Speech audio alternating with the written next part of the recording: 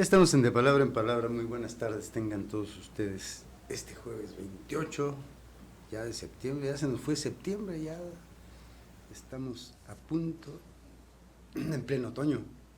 Estamos en pleno otoño. Vamos a hablar de un poeta italiano interesante, un poeta italiano bueno, de los mejores poetas de principios del siglo XX, que es Dino Campana. Comenzamos sin más con un poema que se llama Mujer Genovesa. Tú me trajiste un poco de alga marina, en tus cabellos y en tu cuerpo de bronce, un aroma de viento que soplando de lejos llega grave y henchido de ardor. Oh, la divina simplicidad de tus gráciles formas.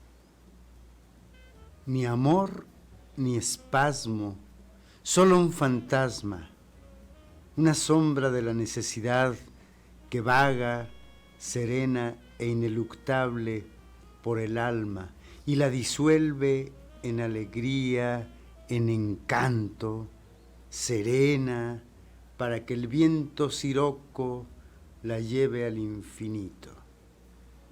Qué pequeño y ligero es el mundo en tus manos. La traducción es de Guillermo Fernández. Este poema revisé varias traducciones y por fin encontré la que tradujo Guillermo Fernández, mexicano, de quien ya hemos hablado en este programa algunas veces.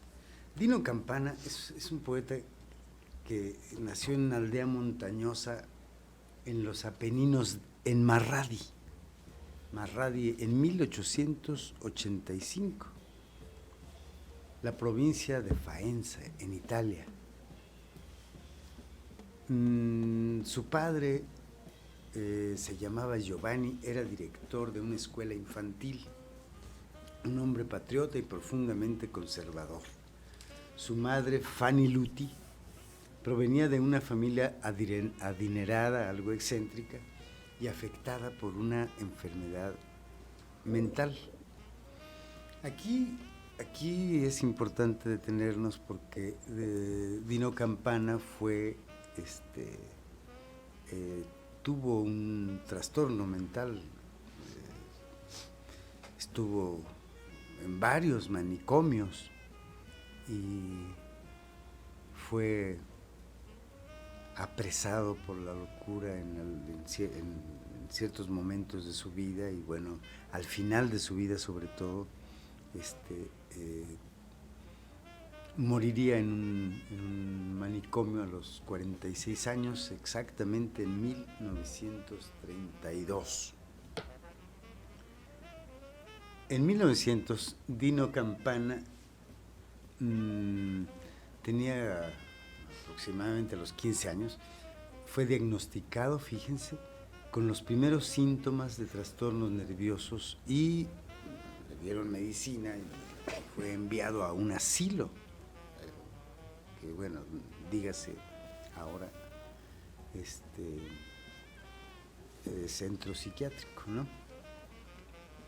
Campana fue diagnosticado entonces en ese tiempo, pero esto no le impidió completar la mayor parte de su educación.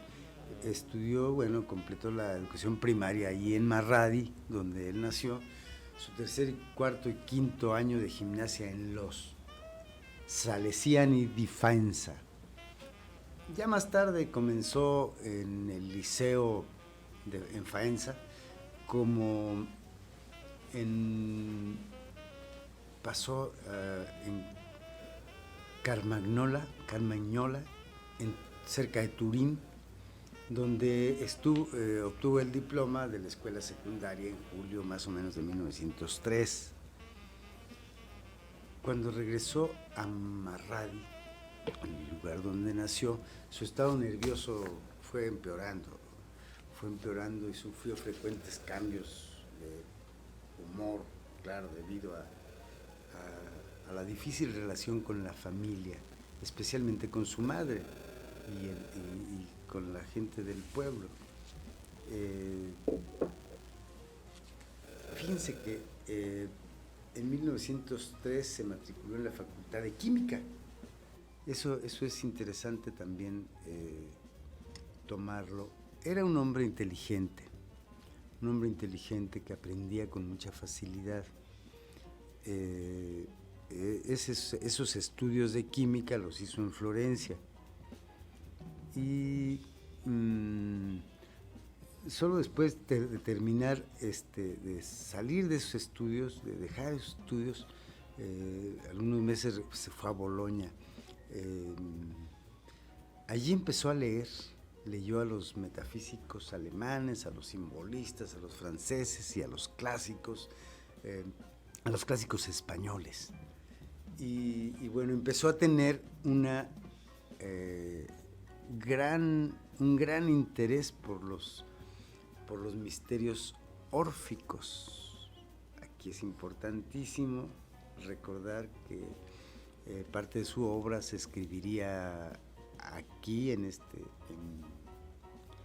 Bolonia, y escribiría nada menos que los Cantos Órficos, que es uno de sus libros más importantes y uno de los más hermosos libros de Dino Buzzati. Ahí terminó la universidad después de encontrar, y no sabía encontrar su vocación. La poesía le urdía, la poesía lo perseguía. Y esto viene un poco a colación porque recordé mucho los poemas de Dino Campana, porque hace unos días estuve participando en la Feria del Libro y con Encia Verducci, una escritora italiana que vive en México, hablamos de poesía y locura. Es interesante pensar en cómo la banalización de la poesía y la banalización, eso es más grave, de la locura, las asocian. Ese dicho terrible, pestilente, que dice que de poeta y loco todos tenemos un poco, que se ha tomado en serio, ¿no? Y se le perdona a aquel pobrecito que sabe, que le gusta la poesía. Entonces todos tenemos. No es cierto, eso no es cierto. No es cierto. La locura es una enfermedad y un problema de salud mental, y la poesía es el arte. La poesía es arte. Ahora, los locos, los poetas que se han vuelto locos han escrito. Pues sí, pero en el delirio no se escribe. En el delirio quizá no. Habrá momentos de disminución del delirio, de ese desencadenamiento que tuvieron de una psicosis terrible, pero en algún momento de lucidez podrán escribir, pero no en la locura, creo que no. Y lo podemos ver en Blatny, por ejemplo, que pasó 40 años de psiquiátrico en psiquiátrico en Londres, de Ivan Blatny, y se conservan algunos poemas de ese tiempo, pero seguramente eran los momentos de lucidez que tenía, ¿no? Hölderlin también se sabe de algunos poemas suyos, hay poemas suyos durante los 37 años de locura que padeció. Entonces, Encia Verducci antier, ¿qué día? El domingo pasado, hablaba de Dino Campana. Entonces, me fui muy memorioso a leer y agarré un libro de Dino Campana que tengo ahí, que es una traducción de Guillermo Fernández, y otros poemas que tengo ahí en italiano, y estuve leyendo a Dino Campana, y es una poesía muy limpia, muy de cálculo. La poesía es cálculo también. La poesía es escrita por la paciencia, pese a que alguien esté deprimido y escriba y todo. Eso no es la locura. Eso no es la locura. La locura, como dice Rosa Montero, yo lo dije en mi columna esta semana, el loco no está loco, está solo, fuera de todo, completamente solo, aislado en un mundo que los demás no podemos conocer. Bueno, Dino Campana, hay un poema pequeñito que podría leer ahora, un poema de una cuarteta, se llama ¿Bajo qué pesado montón de nieve. Y comienza con una pregunta espléndida. ¿Bajo qué pesado montón de nieve están sepultadas las rosas de la primavera? ¿Cómo podrá el recuerdo conocer dónde yace la muerta esperanza? Dos preguntas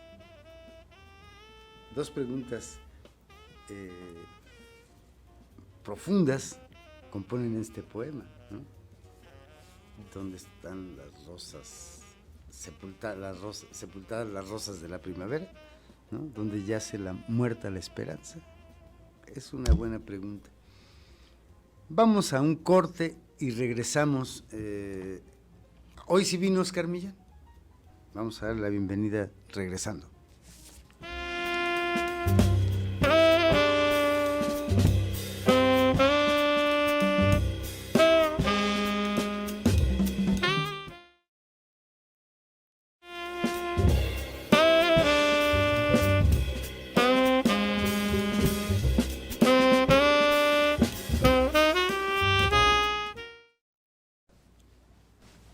Un poema de Dino Buzzati, de Dino Campana, qué barbaridad, qué gran error. Dino Campana. Buenos Aires. El buque avanza lentamente entre la niebla gris de la mañana, sobre el agua amarilla de un mar fluvial. Aparece la ciudad gris y velada. Se entra en un puerto extraño. Los emigrantes enloquecen y se enfurecen agolpándose en la áspera ebriedad de la inminente lucha. Desde un grupo de italianos vestido de manera ridícula a la moda bonaerense, arrojan naranjas a los paisanos alterados y vociferantes.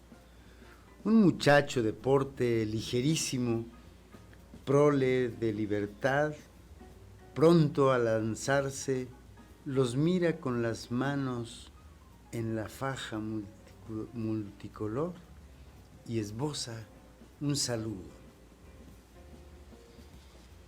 Dino Buzzati estuvo en Buenos Aires. Su familia lo mandó a ver si se componía esos problemas mentales que le aquejaban.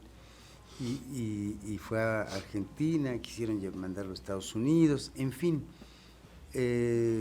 vivió una situación, digamos, de rechazo de su familia. Pero bueno, Oscar Millán, ya por fin nos haces el honor de acompañarnos. No, hombre, pues tú me haces el honor de seguir abriéndome las puertas. Muy bien, pues ese libro de poemas. Poems of New York, Poemas de Nueva York. Ajá, que es un libro interesantísimo, sobre poemas de esa ciudad monstruosa y bellísima, ¿no? ¿Qué nos dices de ese libro? El libro es una antología bien bonita, con poemas, con poetas conocidos y otros no tantos.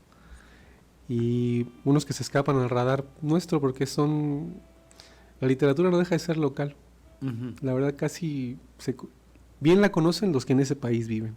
Uh-huh. Y los que las conocemos por traducciones, pues conocemos un puñadito. Sí. Muy pequeño. Porque además los traductores siempre seleccionan, ¿no? Sí, exacto. Los que más les gustan, en fin. Y además la literatura como la conocemos es mercantil. Ajá. Entonces van a traducir y la editorial va a comprar al poeta más vendido. Ajá. O sea, no van a traer uno que a ver si pega, no, traen al que ya pegó. Ajá. Y los otros que también son buenos, que se defienden, pero de ventas medianas, pues no los conocemos. Uh-huh. Pasa en todos lados. Y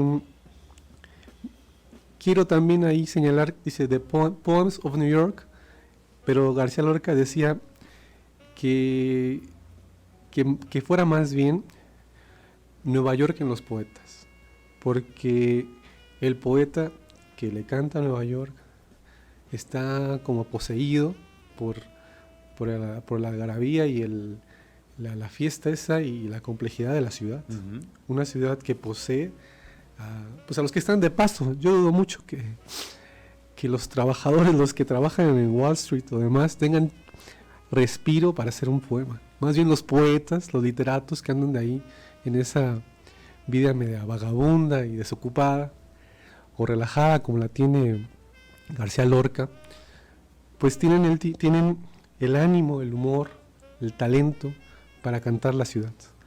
Lorca ahí estuvo, por ejemplo, becado. Frank O'Hara, el poema que está ahí es un poema pues de alguien que está en Nueva York, gozando Nueva York, definitivamente. Y la poesía de Nueva York, el primer poeta que le canta pues es Whitman. Y Nueva York pues casi nació junto con Whitman. Nueva York se perfiló en 1911 y Whitman es del 19. Y él ya veía, o en él se empezaba a transfigurar esa ciudad que terminaba en los versos. El primer poema que le dedica dice algo así como esta ciudad anidada entre bahías, mi ciudad. Muy orgulloso de lo que ya empezaba a hacer Nueva York. Y pues entonces la poesía los cantos a Nueva York son del siglo XIX para acá, y el mayor grosor es en el siglo XX. Y para nosotros, para nuestra lengua, yo creo que el más notable ejemplo es García Lorca. Y yo nada más de Martí conozco un poema, pero él que estuvo ahí, él sí en el siglo XIX, que fue más o menos, mientras Martí estuvo ahí, estaba vivo todavía Melville y estaba vivo todavía Whitman. ¿Quién sabe si los conoció? La verdad es que en esa época el perfil de Martí era muy bajo, él más era como un corresponsal, pero de las crónicas que mandó a Sudamérica y a México, al Universal, pues se pudo reconstruir cómo fue creciendo Manhattan. Y en él, un tipo sensible, se ve el asombro por la fuerza de esa ciudad. ¿Qué cosa? Amor de ciudad grande. Exacto. De gorja son y rapidez los tiempos. ¡Qué versos! Sí, es un poema magnífico, ¿no? Además que acomodó muy bien, que musicalizó perfectamente en milanés. Pablo Milanés, claro. Yo creo que el mejor disco de Pablo Milanés es lo que canta de Martí. Claro. ¿No? Mi verso es como un puñal, ¿no? Toda estos poemas de Martí que musicalizó muy bien, pero especialmente Amor de Ciudad Grande es una referencia a Nueva York o a cualquier ciudad, ¿no? Donde la fruta madura a palos. Claro. Y no en el árbol, ¿no? Sí. Es muy bello ese poema. Y ahorita que dices que la fruta madura a palos, bien, Nueva York pues es un tema con variaciones, y cada poeta más o menos canta lo mismo, pero variadamente.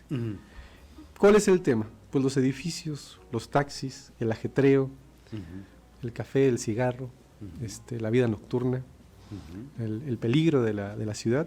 Aquí hay un poema de se me acaba de barrer, murió el año pasado, este poeta Charles Simic. Charles Simic, yugoslavo. Sí, un poema que roza lo policial. Hay como un cuerpo ahí tirado que se encuentra en la noche, desnudo, por como tirado. No está muerto, pero tiene la boca abierta. Y dice algo así, pues, ¿qué pasaría si los policías nos encuentran, ¿no? ¿O qué va a pasar cuando encuentren los policías el cuerpo?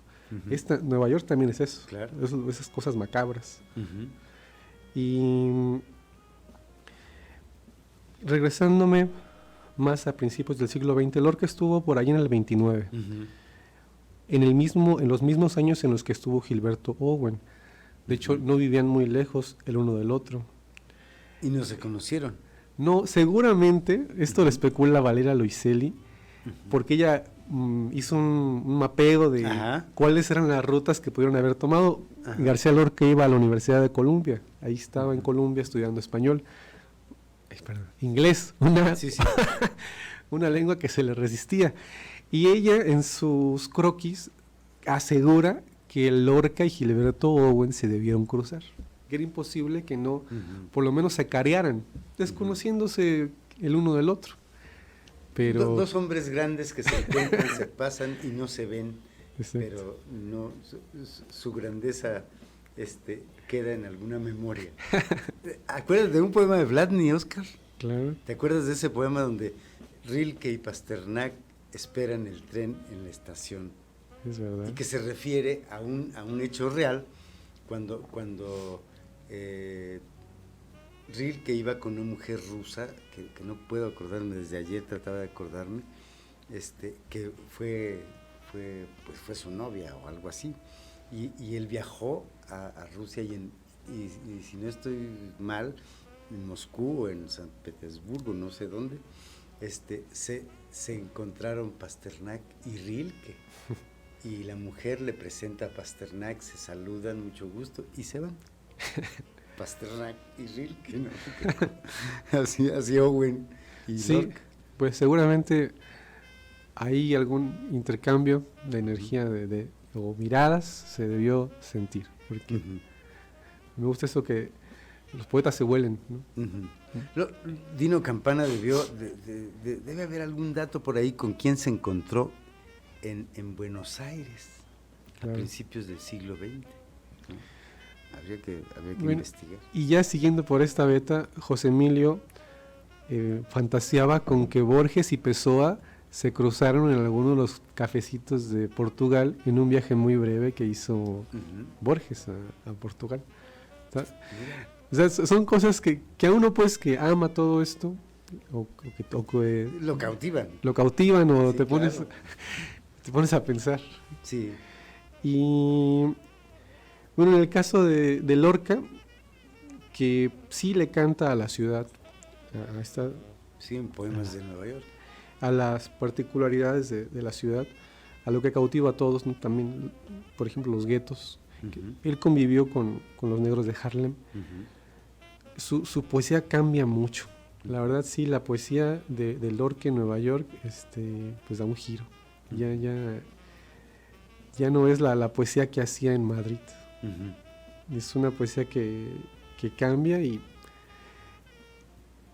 y conserva esa música que me seduce de los poemas españoles, pues, por decirle de alguna manera, pero ya las imágenes son otras. La razón está ligeramente, la racionalidad está media quebrada, pero la música sigue intacta. Ya nos están mandando a corte. Vamos a un corte. Está la Feria del Libro todavía hoy, mañana, pasado, y se termina el domingo. Luna Mía Ediciones tiene ahí un stand y vende sus libros y otros. Vamos a un corte y regresamos y seguimos hablando de Nueva York y de Dino Campana. ¿Qué les parece?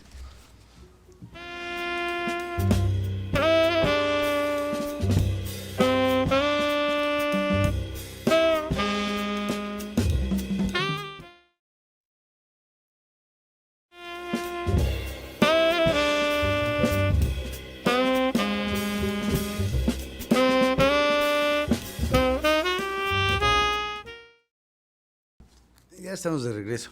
Seguimos platicando de los poemas de esa ciudad. Habría que pensar también en algún momento en París o en Londres en los poetas. París y Ciudad de México en los poetas. Infaltable López Velarde, ¿verdad? Pero eso que dice Lorca, tienes razón, Oscar. En vez de poemas de Nueva York, debería ser Nueva York en los poetas. Y en sus poemas, para extendernos, ¿no? Pero hablábamos de esos encuentros de los artistas, cómo se conocen, cómo coinciden. Decía un amigo, siempre que vayas a una buena cantina, pero de verdad a una buena cantina, a una ciudad que no conoces, habrá alguien que esté ahí, que sea un hombre importante, ¿no? Las cantinas verdaderas, ¿no?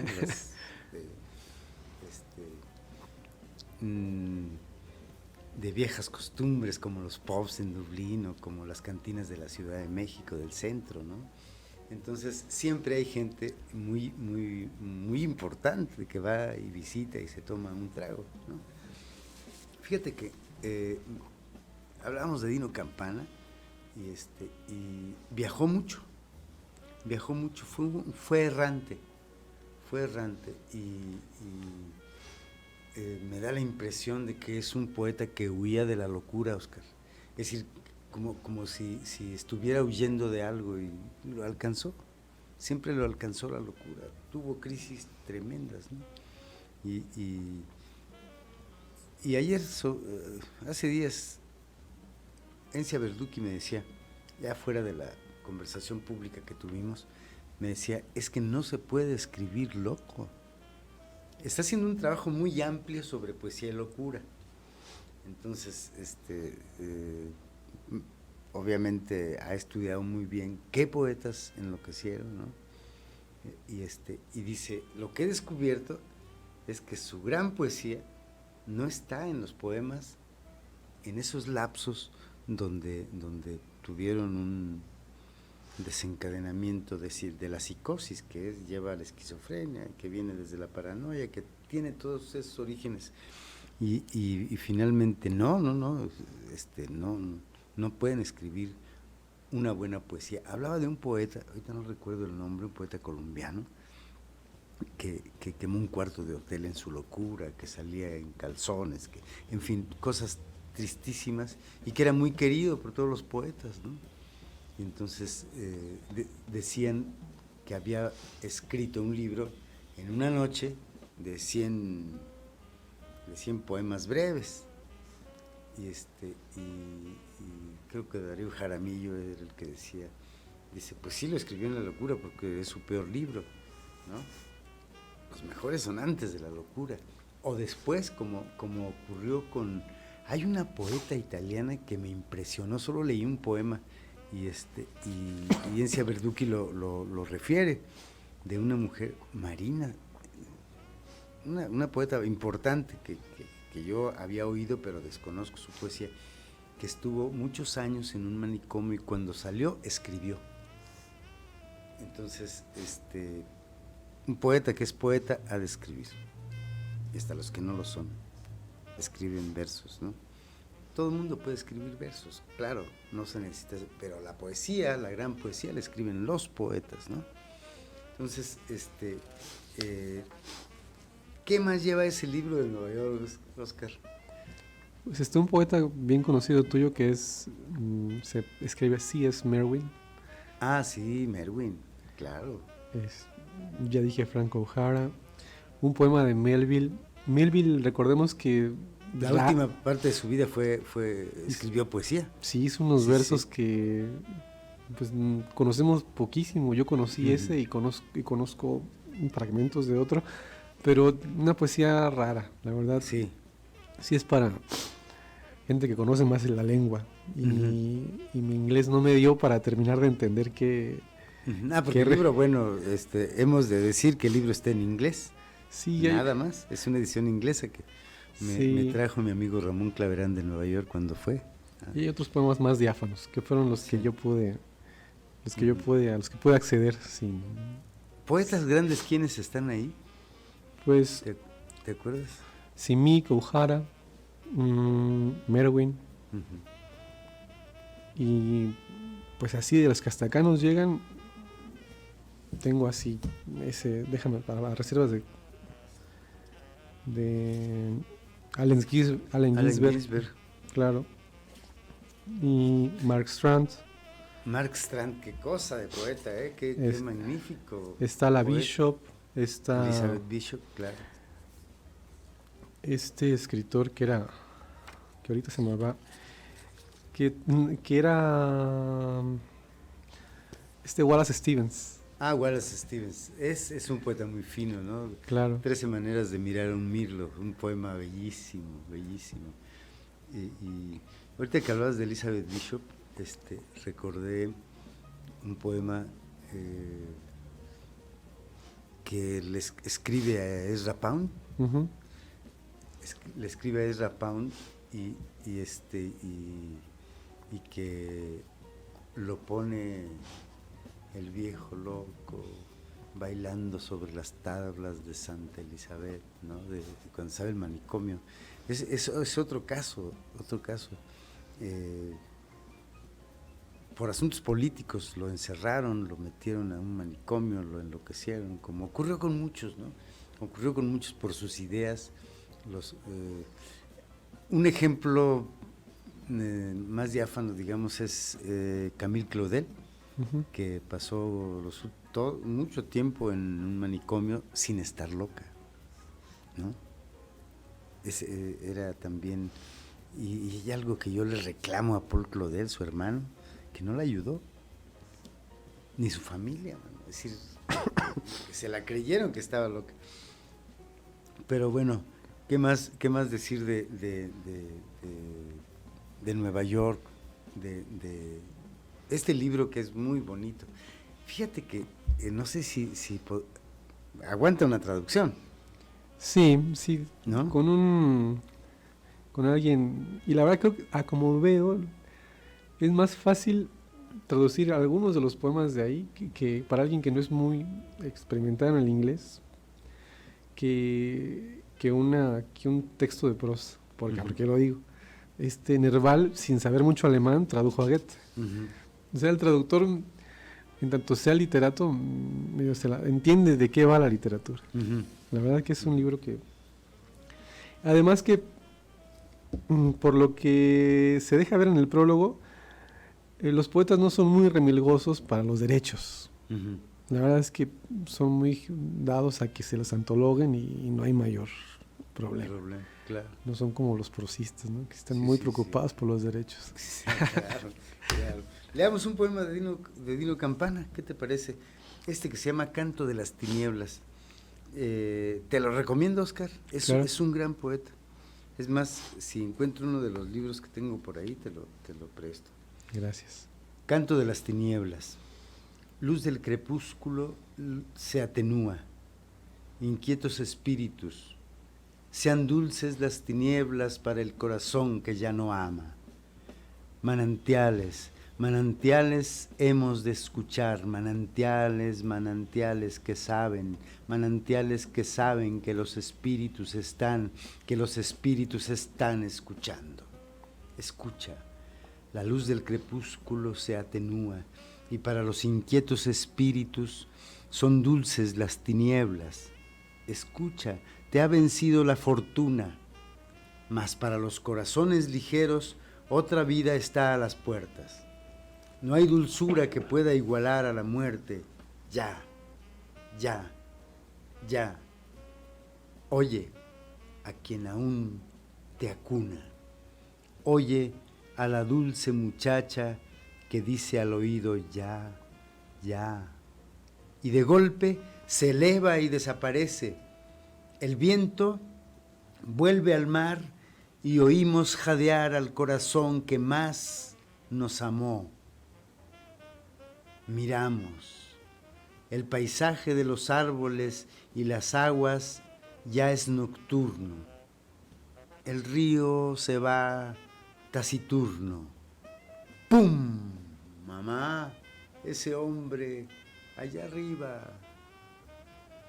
¿Qué cosa? Qué cuasi teatral, ¿no? Es un poema que a mí me gusta mucho. Me gusta mucho leerlo a veces en voz alta, ¿no? Porque es muy sonoro y es muy conversacional, ¿no? Y bueno, vamos a un corte, Paco, ni hablar. Regresamos.